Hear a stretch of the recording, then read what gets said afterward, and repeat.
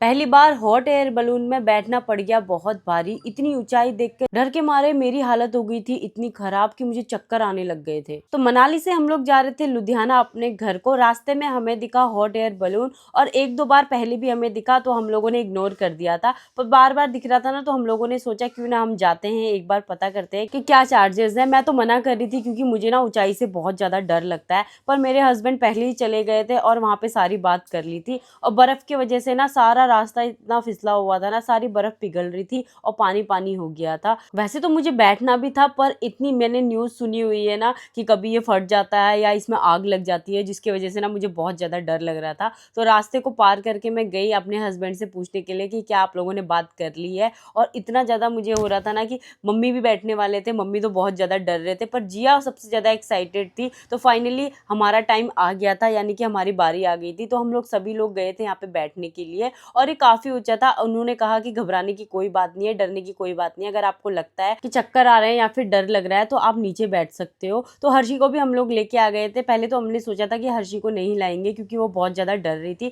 और जैसे ही अंदर से इन्होंने चालू किया ना, मतलब लाइटर जला के गैस जैसा चालू हुआ और इतनी उसकी आवाज़ आई ना, मैं क्या बताऊँ, कान के पर्दे फट गए मेरे, जिसकी वजह से ना हर्षी ना बहुत ज़्यादा डर रही थी उसे सुन के। तो पापा तो बहुत ज़्यादा खुश थे कि हम लोग चलो लाइफ में कुछ ट्राई कर रहे हैं, पर मम्मी का ना डर के मारे हालत खराब हो गई थी। तो हमें 10-15 मिनट हो गए थे पर ये चल ही नहीं रहा था और ना ही इसमें गैस बन रही थी, जिसकी वजह से ना ये ऊपर को नहीं आ पा रहा था। और मेरे हस्बैंड ने यहाँ पे ड्रोन शॉट भी करवाया था। तो टोटल हमें पड़ गया था ये 5,500 में। तो अगर आप लोग भी करवाना चाहते हो ना, करवाना, लाइफ में ना ये सब चीज़ें एक्सपीरियंस करनी चाहिए। तो फाइनली यहाँ पे चालू हो गया था और जैसे चालू होने लगा ना, मम्मी बोलने लगे कि मुझे घबराहट हो रही है, कि पास में ही आग जल रही थी जिसकी वजह से ना गर्मी भी बहुत ज़्यादा लग रही थी। तो यहाँ पे मेरे हस्बैंड ना मम्मी को समझा रहे थे कोई बात नहीं, डरने की कोई बात नहीं है, बस थोड़ा सा ऊपर जाएगा, ज़्यादा ऊपर नहीं जाएगा। जैसे जैसे ये ऊपर जाने लगा ना, सारा व्यू हमें अपना पूरा बर्फ से ढका हुआ दिखने लगा। और ऊपर जब जा रहा था ना, मेरी तो हालत इतनी ज़्यादा ख़राब हो रही थी, मैं क्या बताऊँ। और थोड़ी देर में ना मैं नीचे देखने लगी तो मुझे चक्कर जैसा आने लग गया,